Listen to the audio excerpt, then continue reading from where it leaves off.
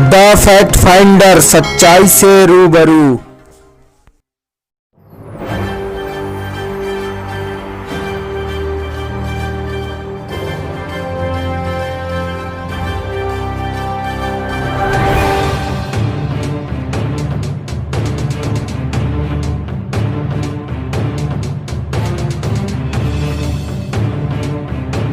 The fact finder के news bulletin में आपका स्वागत है। देश और दुनिया की तमाम महत्वपूर्ण खबरों का अपडेट लेकर मैं आपकी खिदमत में हाजिर हूं।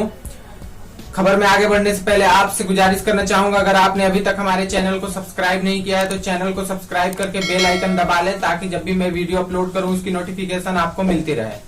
पिछले 24 घंटे के दौरान भारत में कोरोना वायरस के 29,429 नए मामले सामने आए, जो अभी तक के एक दिन के सबसे अधिक मामले हैं। इसके साथ संक्रमण के मामले बुधवार सुबह तक 9,36,181 हो गए हैं, जिनमें से 5,92,032 लोग ठीक हो चुके हैं, जबकि 3,19,840 अभी भी सक्रिय हैं। कोरोना वायरस से मरने वालों की संख्या 24,309 हो गई है। पिछले 24 घंटे में उत्तर प्रदेश में कोरोना वायरस संक्रमण से मरने वालों की संख्या 29 बताई जा रही है, तो वहीं 1,685 नए केस सामने आ चुके हैं।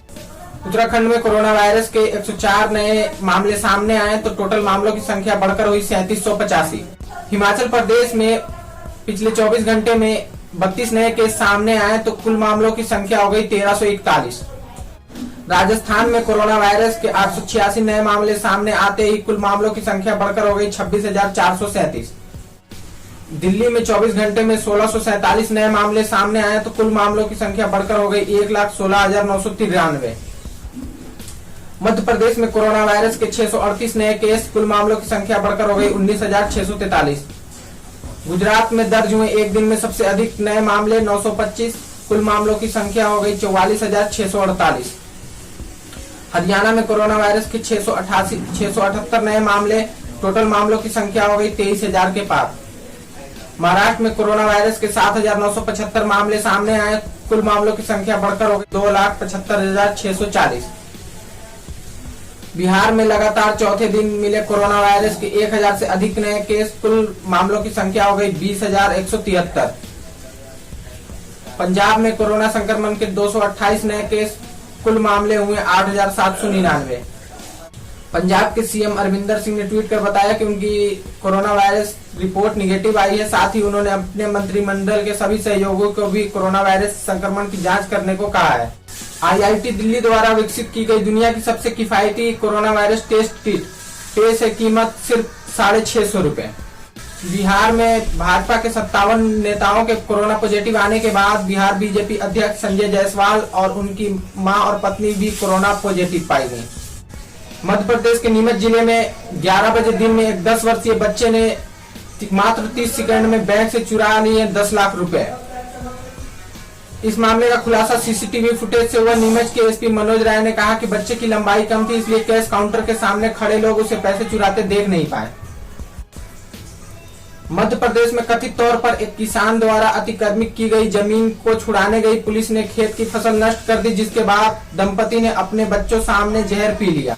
दिल्ली में कोरोना वायरस के दौरान 3 महीने से ज्यादा समय में हजारों लोगों को खाना खिला चुके civil defence volunteer Arun Singh corona positive आने के बाद 4 जुलाई को अस्पताल में भर्ती हुए थे और सोमवार को उनका निधन हो गया। कांग्रेस ने उन खबरों का खंडन किया है जिसमें कहा गया था कि एनएसयूआई की बैठक में राहुल गांधी ने सचिन पायलट का संदर्भ लेकर कहा कि अगर कोई भी पार्टी से जाना चाहता है तो जाए, इससे युवा नेताओं के लिए दरवाजे खुलते हैं।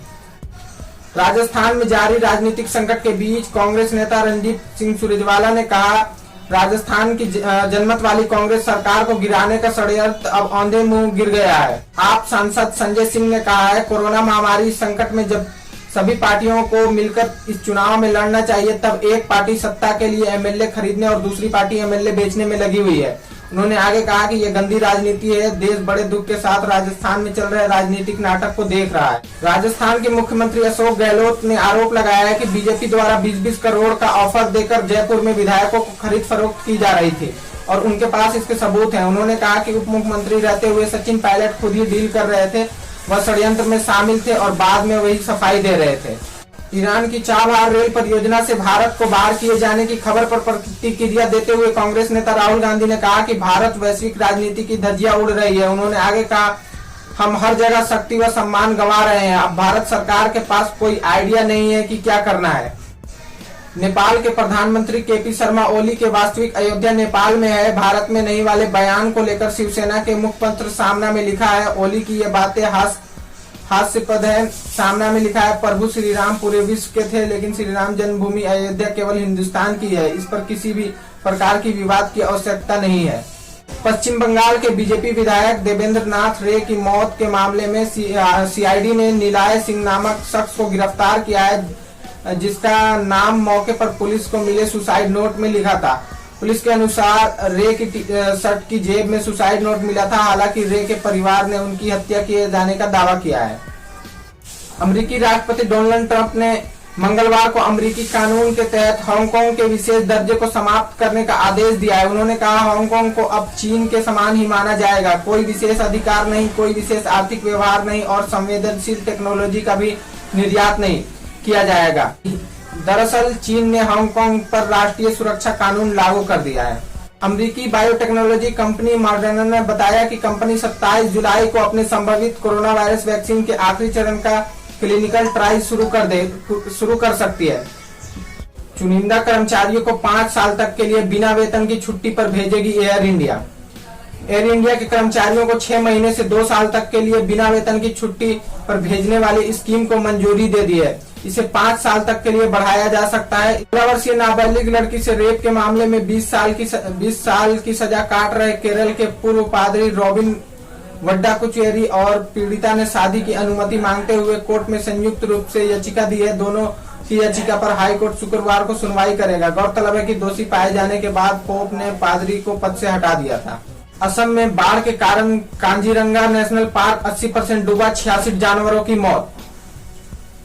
पिछले 3 साल में यूपी में 6126 इनकाउंटर में 122 अपराधियों को मारा गया है। कश्मीर के बारामूला में अज्ञात लोगों ने किया बीजेपी नेता का अपहरण। कश्मीर के बारामूला के स्थानीय लोगों ने बताया कि बीजेपी नेता मेराजुद्दीन मल्ला को बुधवार को कुछ अज्ञात लोगों ने अपहरण कर लिया। पुलिस ने बीजेपी नेता की तलाश में जुटी है।